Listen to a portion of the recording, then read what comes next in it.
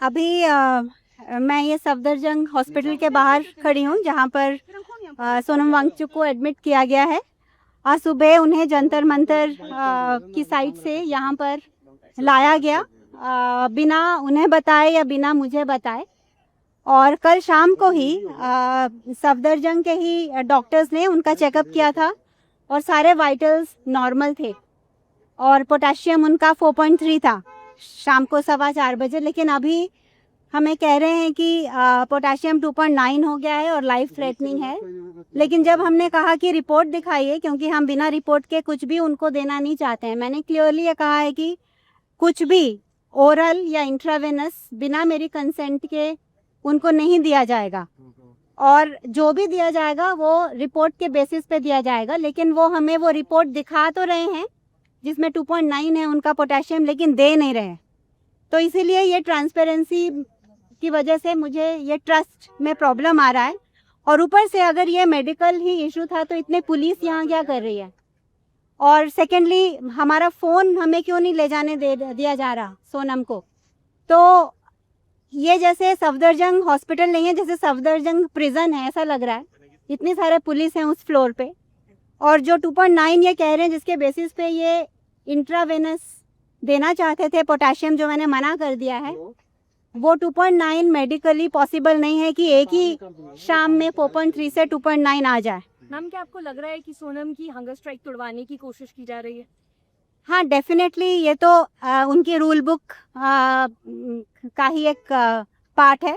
ये तो हमको पता ही था कि वो कोशिश करेंगे कि जो मंडे, एक्चुअली ये जो पिछले 20 दिनों से प्रोटेस्ट चल रहा है, ये एक मिसाल है देश में कि जिस जेनजी को इतना उनके बारे में बुरा भला कहा जा रहा था, उसी जेनजी ने ये दिखाया है कि कितने पीसफुल प्रोटेस्ट से, कितने सही तरीके से हम अपनी मांगों को आगे रख सकते हैं।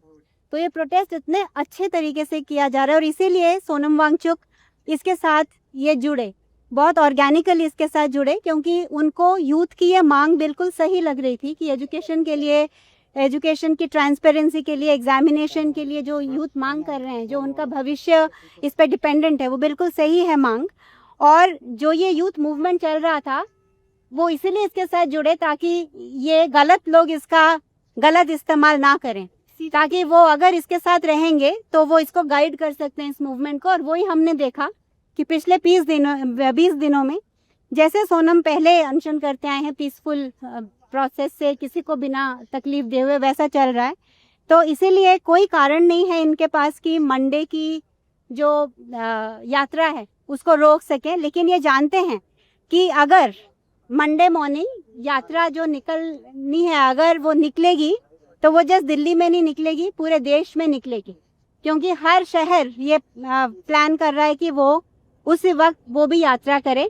और अगर सोनम की तबीयत, मुझे तो नहीं लगता कि उसमें कुछ खराब है, उनकी तबीयत बिल्कुल ठीक है।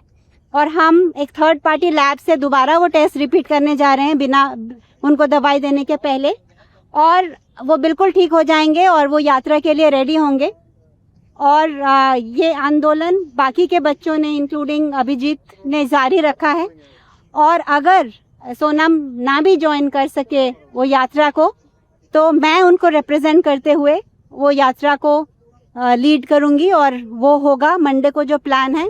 वो ऐसा नहीं है कि सोनम को अगर वहाँ से ज़बरदस्ती ले आए हैं तो वो रोक सकते हैं।